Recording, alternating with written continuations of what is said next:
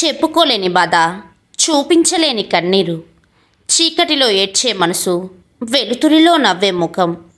అర్థం చేసుకోలేని ప్రపంచం, అణిచిపెట్టుకున్న హృదయం, లోపల చప్పుడు చేసే నిశ్శబ్దం, బయట నటించే ధైర్యం,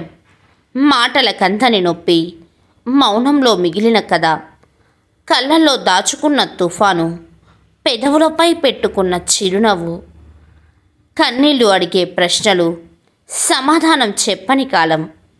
గుండె మోసే జ్ఞాపకాలు, ప్రపంచం చూసే నవ్వులు,